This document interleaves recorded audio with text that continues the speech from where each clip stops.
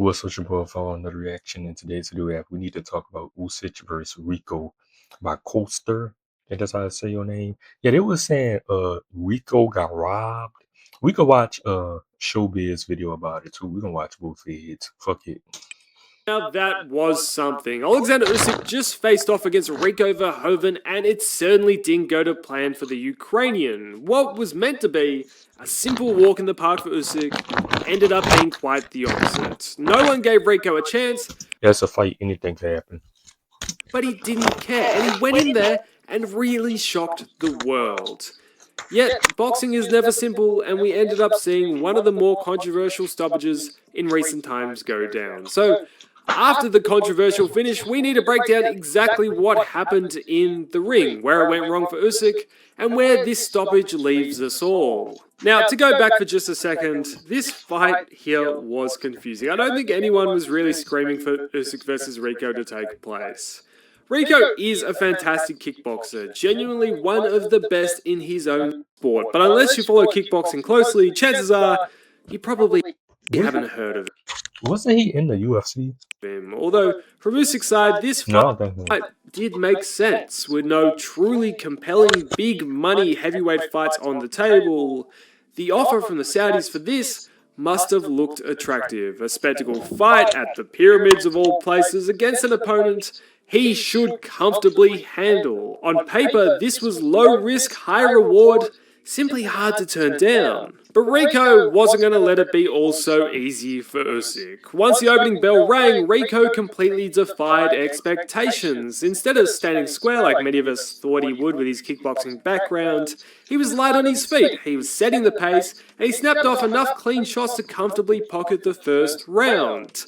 And that shocking momentum rolled right into the second and the third.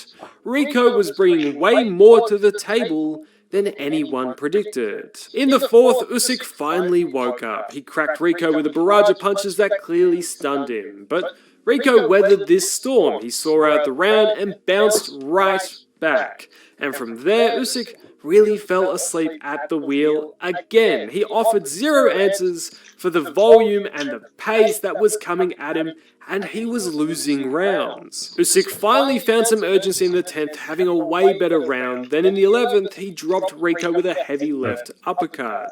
Rico beat the count, but was on somewhat wobbly legs. Usyk immediately swarmed, backed him into the ropes. Then with literal seconds left onto the clock before the bell could save him, the referee stepped in and waved it off. This here was one of the worst stoppages I have seen of late. There old head ass rough. were literal seconds left in the round. Rico had been a dominant force the whole fight. He showed he could bounce back from a decent shot or two, and the first time he is really properly on the back foot, the referee jumps in to stop the fight. To put it simply, this was a disgrace. It makes a mockery of our sport. It helps boxing live up to its stereotype. And on top of this, somehow on the actual scorecards, they had this fight even at the end of the 10th. This was a world heavyweight title fight. With seconds left in the round, the referee should have allowed Rico to go out on his shield. Now I ask you, would have the referee stepped in if Usyk was in the same position? I would think not. Rico showed up and he shocked the world here. No one expected him at all to put on this sort of performance against a boxer who many consider to be #1 pound for pound in the world. Potentially for the first time in his whole career, Usyk was being outworked, and he was being outworked by a bloke who's only ever had one traditional boxing match. All credit tonight has to go to Rico. I love Usyk, but this was not his finest moment, although the decision is not his fault either. Maybe he underestimated Rico going into this fight, maybe he was more focused on what was coming next, or helping AJ prepare for his fight. Either way, Usyk really didn't have the answers we expected him to have for what was in front of him. And this sort of result is what puts people off the sport. Bad stoppages, bad scorecards, it is what wrecks our sport. Some of the best stories in boxing is when the underdog comes out of nowhere and upsets the champ. And we, the fans, were robbed of potentially seeing one of the most historic upsets of all time. So, of course, we have to turn to what's next. It was quite clearly pre-planned that if Usyk won this fight, that Cabello would enter the ring, face off against Usyk, and it would set a fight up between the two. But Turkey stepped in when they were about to face off and said Rico deserves a rematch. So for W Turkey. Usyk's next fight, it'll probably be one of these two, either a rematch or a fight against Cabello. How keen Usyk will be for a rematch against Rico, I guess only time will tell. Tyson Fury, he didn't have a rematch against Ngannou. The Saudis at the time didn't push for that. Granted, there was the big Usyk fight on the table, but there is no guarantee we will see a part 2. I would hope to see a part 2 after such a result, but I think in the rematch it would be a completely different fight. I think Usyk goes back to the drawing board and comes back in better shape with a way better game plan. Part of what made Rico so successful tonight is that he caught Usyk somewhat by surprise. They didn't really know what Rico's strategy and style was going to be going into this fight. Yet going into a potential rematch, they would have a far clearer picture of how to exploit the holes in his game. They know what they're going against this time. Yeah, compared to that Fury and Ngannou fight, I think there's a way higher chance we see this rematch. Within the heavyweight landscape for Usyk, there aren't too many mega fights left. Cabello, How old is Usyk? He 39 or something? He's in his late 30s, probably 40. absolutely deserves his shot. Yet a fight against him honestly isn't a mega fight. It's one boxing fans like myself would love to see, but it doesn't really drag in much of the casual base. The rematch here probably does, especially after such a controversial ending, and the Saudis are going to want to put on whatever will bring in the most eyes. And if a rematch does happen though, we might see Usyk lose a couple belts. The WBC was on the line here, but the IBF and WBA belts were not. Although Usyk was given a special exemption by both bodies to be able to retain those belts. Would Usyk be able to gain another special exemption for the rematch?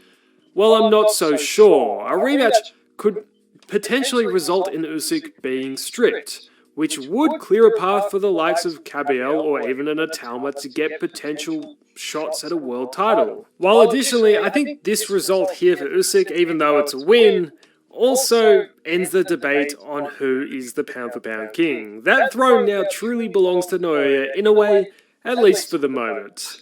Usyk can turn the tide if, within the back end of the year, he wins a rematch against Rico and then goes on to defeat Cabello. He will be right back in that debate. Yet what comes next is up to Usyk. Overall though, tonight was just a bit disappointing. Although the location and event was spectacular, the officiating was not. Rico deserved a fair shot, and he didn't really get it. He came in and shocked the world, and even in defeat, he really should be proud of what he brought to the big stage. But now, as always, I want to hear what you think. Make sure I subscribe and all do this. Alright.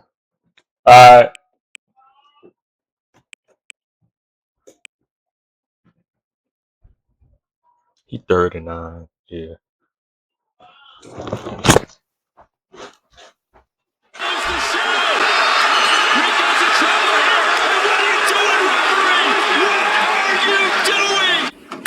Worst stoppage of all time. It is a fact. Okay, let this be known. That is the worst stoppage in the history of boxing. And it's a fact. It's not even debatable. All right. First of all, let me just lay out why it's the worst stoppage of all time, and then I can break down the fight, give you my personal thoughts, talk about Usyk, talk about Frank Sanchez knocking out Torres, all that shit. But first and foremost, let me lay out just why it is a fact that is the worst stoppage of all time. A fact. But first and foremost, let me lay out just why it's all that shit. Talk about Usyk, talk about Frank Sanchez knocking out Torres, all that shit. But first and foremost, let me lay out just why it is a fact that is the worst stoppage of all time. The fight. stopped after the bell rang. Close the show! Rico's in trouble here! Close the show! Game, set, match. You stopped the fight after the bell rang? The bell rang! The bell rang! But what are you gonna do? I don't know, the bell rang! Rico's in trouble here! Game! A fact! Worst stoppage ever. Now, there may have been other stoppages after the bell rang, but what makes this the worst? Because, number one, it was for the heavyweight championship, the lineal championship at that. But number two, it is at the most historic location in boxing history. That is not even an argument, because there is no more historic place on the planet than the pyramids. Okay? So you have a boxing event there. That is the most historic location of a boxing event for the heavyweight championship, and there was a stoppage after the bell. The fuck niggas doing entrances now for boxing? The fuck wasn't the WWE? That nigga did the which nigga do that? Nigga did the Roman Reigns. Like what the fuck? Bell rang. The bell rang! Close the show! Rico's in trouble! I don't know, the bell rang! Now you give me one worst. If that ain't the worst stoppage of all time, then you give me one worse. Now, let me break down the fight, okay? As far as the stoppage itself, was Rico hurt? Yeah. Should he have continued? Yes. Why? Because he survived the round. Close the show! Rico's in trouble! Does that mean he would have survived the 12th? I don't know. That's why you don't stop it. Rico has been known to have great heart and take kicks to the head and be hurt and come back because he's such a warrior. That's actually a part of his brand and what he is. So you give him a minute to recover, he probably would have survived the What was them punches, Rico? Then what the fuck was he throwing right there? 12th. But who knows? On top of that, I thought Rico was winning the fight. Up to the stoppage, I had it 6-4 after 10 rounds, right? He was stopped in the 11th. I had Rico up, and I thought it was Rico's fight to lose. And when he got dropped, then now it's a 10-8. Okay, now it's up to the 12th round. The point is, we don't know how it would have ended. And if Usyk would have won and won by knockout, that is more appropriate. In front of the pyramids, the most historic location in boxing history, to defend your title. What happened last night was the absolute worst outcome, which is why the billfold of the whole thing, the one who thought of the whole thing and imagined the whole thing, His Excellency Turkey Al-Sheikh, said it was a bad stoppage. I think it is bad stop, and I want to see the rematch in the future. I get Rico 4 points more. To be clear, Usyk was knocking him out, but I want to see one round more. If Usyk take Caballel, let's see from there what's happened. But I want to see. I will do for Rico one more. And that's what I love about Turkey Al-Sheikh. He's just going to keep it a beam, which is he's like, listen, that needs a rematch. That was a bad stoppage, but Akin Caballel, he's been sitting on the bench, he's been waiting, he deserved to fight for the title, so he's going to be next. Now, let's talk about Alexander Usyk, my breakdown, okay, of his performance, okay, Alexander Usyk as a fighter. I do want to say this, dude. I've been saying this forever. I know a lot of you guys may not agree with me, and I've been fighting with you guys forever. I've been saying this about Usyk, all right? First of all, I told you guys that Usyk would take care of Tyson Fury. He'll beat Tyson Fury and run through the heavyweight division today because he can move. He's a heavyweight who can move. The heavyweight division turned into these big, giant guys who weren't mobile. And Usyk, he has. Yeah, they got fat niggas too. Like, what the Dubois? I'm pretty sure he a chubby nigga. Like, yeah. Lateral movement, back and forth. He has angles, throw punches and bunches, fast hands. He's going to destroy the heavyweight division as it was with these heavyweights who are just big. Maybe, some IQ, some technique, but just not enough to beat a guy who has great movement. Now, this Usyk, same height, same reach, same weight as Muhammad Ali. And when Usyk beat Tyson Fury twice, I thought that was proof of me saying this forever, that Muhammad Ali would beat Tyson Fury. But then everybody went too far with Usyk and called me a hater when I was saying Usyk would just be another fighter in the 90s. Because to me, that's all Usyk is the fighters I know. The fighters in the 80s and the 90s, definitely the 70s, holy crap. But I said this forever. A lot of you guys who looked at him and thought he was jaw-dropping, oh, he's the best heavyweight ever. No, he's the best heavyweight you've ever seen. You're not old enough, or maybe too casual to know. But to say that he had more skill and more talent than the other heavyweights in history, heavyweights like Evander the Real Deal Holyfield and Iron Mike Tyson, even you guys said that he'd beat Muhammad Ali. Heavyweight ranks.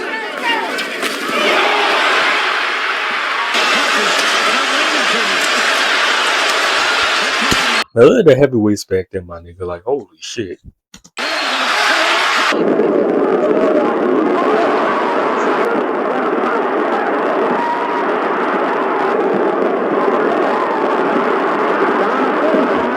It's because you guys just don't know better. His footwork wasn't more dazzling than those guys. His foot speed, his hand speed, his power, none of that stuff. His head movement, you guys, like I said, that was new to you. And what I was saying is, all it takes is a fighter who is in shape, a fighter who can move, a fighter who has technique, fast hands, slick, some accuracy, and he's going to destroy the heavyweight division. That's who Moses Atama is. This is the boxing revolution. Everything comes back around, and that's all it is. So Most? I never heard it. when you haven't seen anything like that, your mind is blown. But when you're somebody like me, and many of you in the war room who grew up watching that shit, you see Usyk and say, finally, that is back. But it doesn't make you say, I've never seen this before. He's the greatest ever. Rico was just a guy who can match his speed and move around with him. And it was enough to give Usyk problems. What if he was Evander Holyfield or Muhammad Ali? What if he was somebody who came up through the amateurs, somebody who won Olympic gold medal like Muhammad Ali, somebody who was special in their footwork and technique and IQ and being headstrong and hand-eye coordination, all the skill sets and all that? Dude, I'm just saying, for me, I saw that as validation of my point. But many of you are going to continue to disagree in the comments because you just don't know better. All right. So, First of all, Showbiz, what is this cut? It is 2026, brother. Yo ass got a fucking that fucking 2012 ass Roscoe Dash ass cut. you will see it when you get older and somebody bring up some shit that you've already seen. Okay. So let's talk about Frank Sanchez knocking out Torres. I told you guys that was the scary fight for me because I knew Sanchez was better than Torres. The only saving grace was Bomac, and hopefully in one training camp, maybe Bomac can do enough, improve enough Torres, and he can, with him being younger and just more spry, and Yeah, all the Bomac fighters trash except for Terrence Crawford. and he has the height, maybe he beats Sanchez. But really, dog, I just knew Sanchez was better. And when Sanchez lost to Agakabayar, which is my boy, love that brother. That And guy's he hit that nigga too. amazing. He's an amazing heavyweight. And I'm happy he's finally getting this opportunity against Usyk.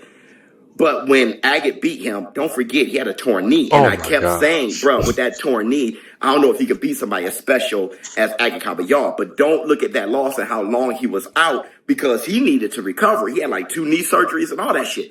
Sanchez being back in the game, he is a dark horse and a nightmare for the heavyweight division. I am extremely excited about what can be possible with this guy. I want to highlight this. I don't know if you guys saw what Fire did to Ray J. Brother, damn. That brother had a hemoglobin on his head and was like, hey, you kidding me? You stopping the damn fight? The fight's over? You can't tell me everybody's over. Oh, and I want to say that was just super fantastic, man. Being at the pyramids was an emotional situation for me, and it was just great. What you guys did. Did you over 700,000 on the zone watching the live stream? That was crazy. Us in the war room, over 145K, watch along in the war room. That was nuts. And 1.6 million likes on TikTok. I don't even know the numbers on TikTok. That has to be astronomical. And I think that event deserves it. I think the war room deserves it. And we gave away $30,000. What was the guy named Sloth? So it was, I mean, hilarious as hell. So shout out to you, man. Make sure you email me. The email address is there. And then I will give you the instructions on how I can prove that you're you and send you the $30,000 to your address. Showbiz adult. I'm out. Michelin Concentrate and Deuces. I seen niggas was talking about his top 10 boxer list. He a old head. Nigga got Sugar Ray Robinson #1, Roy Jones Jr. second, Floyd third. Yeah, Floyd gonna Elizabeth Floyd high. Floyd gonna always be the GOAT to me. You know what I'm saying?